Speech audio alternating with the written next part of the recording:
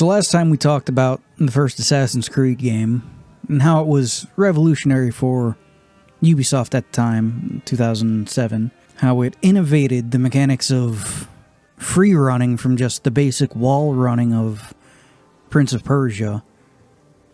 And they really dug deep for the historical accuracy of that game, going so far as to remove a feature they wanted in the game since its inception. With the success of Assassin's Creed, it signaled to Ubisoft that they could double down on that style of game, and it would be their future. I'm going to say they weren't wrong about that. Although there was some pushback by the fans and critics saying that Assassin's Creed was repetitive. Mind you, the first Assassin's Creed game was supposed to be extremely linear, almost on rails like the first section, where you have to go and chase after the Ark there from the One Templar. The entire game was going to be like that until they decided it wasn't, and they added in the side activities and the like. But even though the stuff was added in last minute, from what I can tell, it doesn't give an excuse or a pass for it not being polished, especially in the eyes of the fans and the eyes of the critics, you know. So what Ubisoft did is they took 3 years to perfect what they wanted this game to be. 3 years they decided they wanted to take the systems they developed, polish them, and stretch it out into a trilogy of games, the Ezio trilogy. And that starts with Assassin's Creed 2, which is what we're going to be talking about today. The first significant change anyone will notice going from Assassin's Creed to Assassin's Creed 2 is the protagonist. Sure, you still have Desmond in the modern day. He's supposed to be our stand-in as we experience the stuff for the first time. But the player character from Assassin's Creed, Altair ibn La'aha, if I'm pronouncing that right, I don't know, was stoic, was quiet, calm in demeanor. And then you transition to a young, fiery, charismatic young man, Ezio. Love him or hate him, he's still one of the most beloved characters from the entire Assassin's Creed franchise at this point. And I think that's mostly because you get to experience so much of his life from the first game in the trilogy, Assassin's Creed 2, to the last game in the trilogy, Assassin's Creed Revelations. You do get more of his story later on in one of the spin-off games, but we'll talk about that maybe some other time. It's you grow with him from being a teenager to a somewhat jaded older man. It's a very interesting story.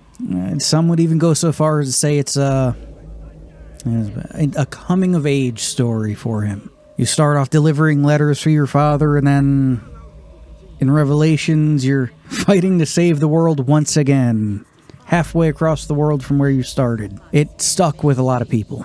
And the other thing people love just so much about Assassin's Creed 2, the Ezio trilogy at this point, was the setting of Renaissance Italy, the vivid colors compared to the, well, kind of bland and dreary colors of the first game. You got Florence, you got Venice, you got Tuscany. The architecture, they based it off of the actual architecture from the area dating back to that point in time in history.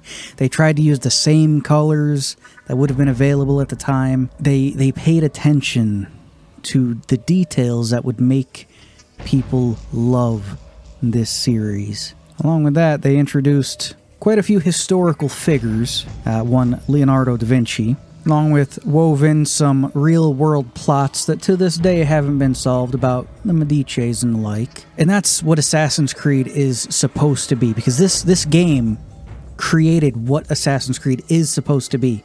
Sure, you have historical figures in the game, but you don't play as them. You interact with them, but you aren't them, right? You don't play as Leonardo da Vinci in this. Your mother and your father were one of his patrons that paid him to paint and sculpt. And later on he becomes your friend because you pretty much grow up alongside him.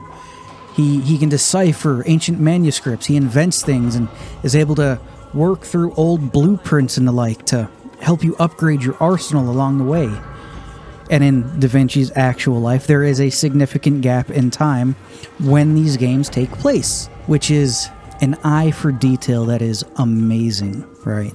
It just made people love it even more. And with all that out of the way, we'll slip over into some of the innovations on the technical side they started to do with Assassin's Creed 2. The first thing they did was they addressed the concern of things being too repetitive. So instead of just beatdown missions, intel gather missions, and assassinations, you had, of course, your assassinations. It is Assassin's Creed, after all. But you had chases, thieves, puzzles, espionage, letter delivery, minor assassinations. It's so much more compared to the first game. And then there's, of course, just collectibles floating around. Of course, you gotta hit up the eagle points, you know. This is where it really became standard for climb up tower to fill out your map, right? But you had viewpoints, you had the codex pages, you had feathers you could find to unlock an item later on that made the game harder for some reason. But it all felt, how to put this, like an expansion of what Assassin's Creed already did. Just an addition, not a complete overhaul, not a complete change, just an addition to. Adding on to what's there, but keeping the building blocks of it. Along with that, they tried to streamline combat more. They expanded your arsenal. You could buy new weapons, you could buy new armor, you could dye your clothes, you could upgrade your hidden blade with different augmentations, like 2 hidden blades, 1 on each arm, or a syringe to inject poison, or just a fucking gun. You could just get a fucking gun. You could buy a crossbow. Nope. I don't think you could buy a crossbow in this game. Let me look. There's a Brotherhood that you could buy it in.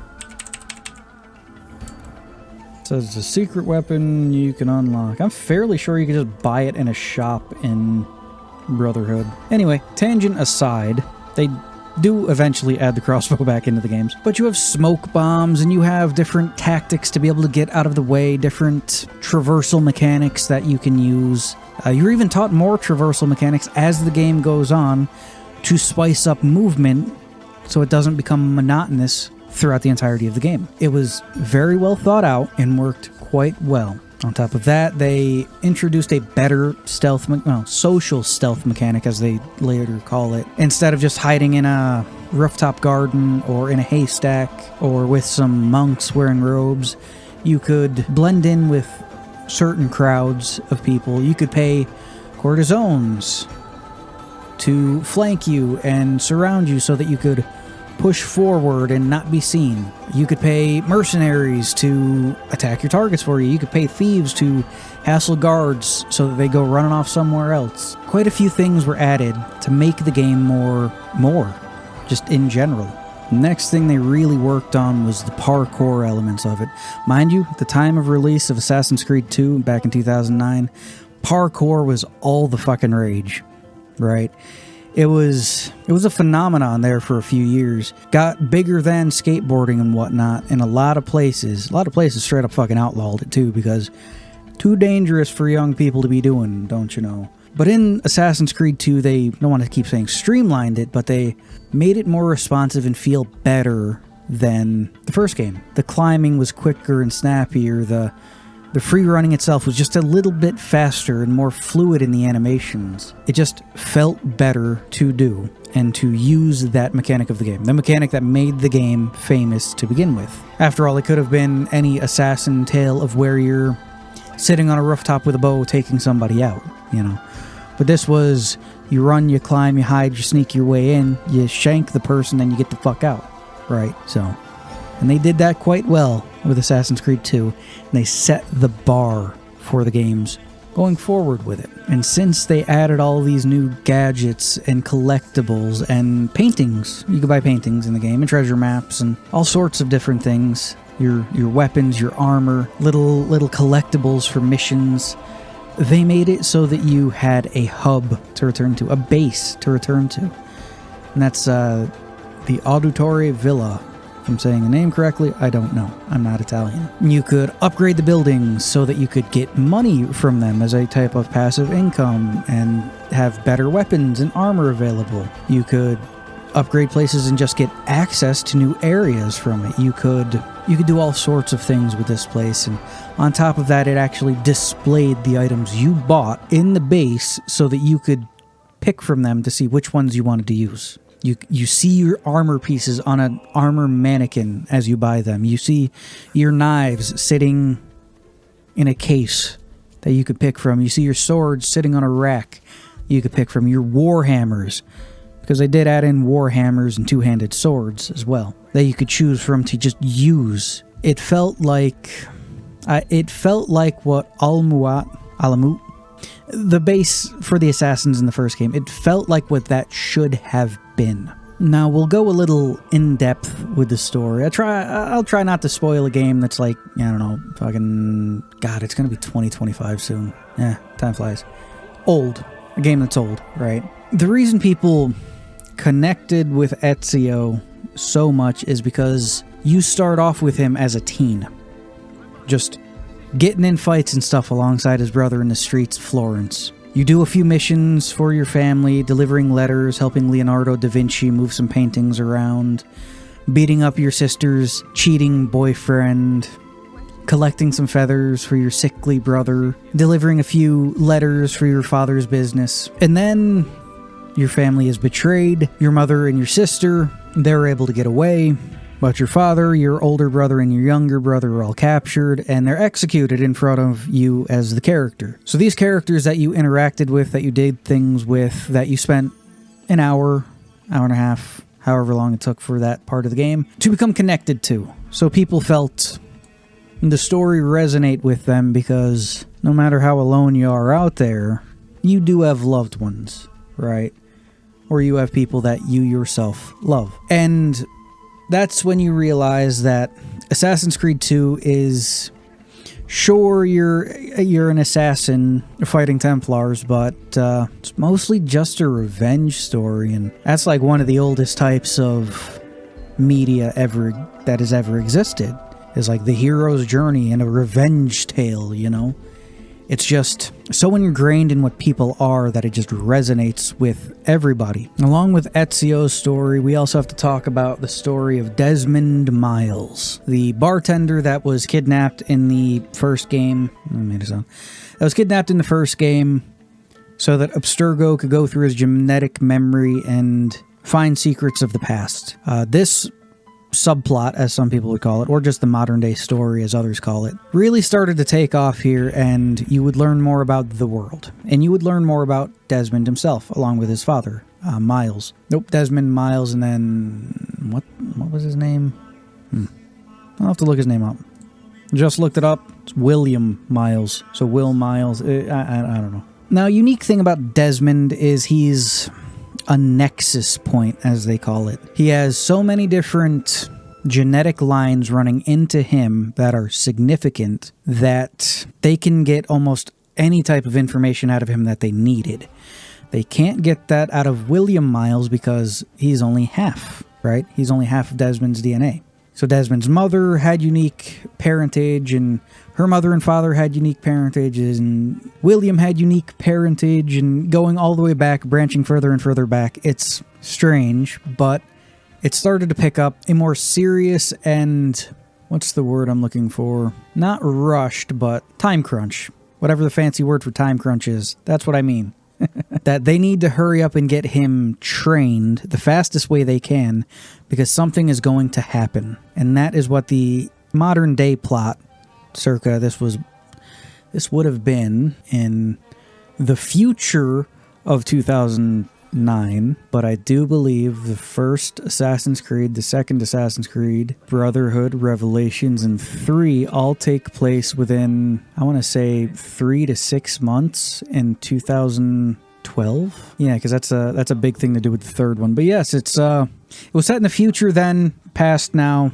So the modern day story where people started to set their expectations a little higher, especially with the newer modern stories for Assassin's Creed games that have been lackluster and or non-existent. The other significant thing they did is, while they revamped the Assassins, Ezio pretty much rebuilding the Brotherhood from nothing, while there were a few other Assassins that still hung out, such as his uncle Mario, they decided to revamp the Templars as well. Less black and white with the morality and more, they each did what they thought was right in the moment, except for a few of them that are just pieces of shit.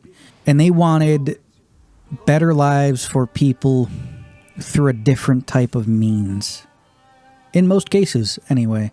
Like I said, some Templars, just pieces of shit. Now we're just gonna move over into the impact and legacy that Assassin's Creed 2 has had. The players and the critics just loved that Ubisoft went out of their way to address the problems that everybody had with the first Assassin's Creed game. They also went out of their way to make it a richer and, I dare say, a more immersive experience playing the game. Everybody loved it. Ubisoft at this point became the golden goose, so to speak. And it solidified Assassin's Creed as a flagship IP for Ubisoft moving forward. To this very day, it's still a cash cow for them. Along with that, you have, well, Ezio as being one of the most loved characters in the entirety of Assassin's Creed. And when I think about the characters from Assassin's Creed, I can name the ones I liked the most, especially having just replayed all the games recently before Mirage came out. I can say the ones that stuck out the most to me: Ezio, because he's just a complex character that evolves over 3 games. Altair, because, come on now, he's the first assassin you play as. The introduction to Assassin's Creed, right? Shay Patrick Cormac, which a lot of people that play Assassin's Creed won't even fucking know about.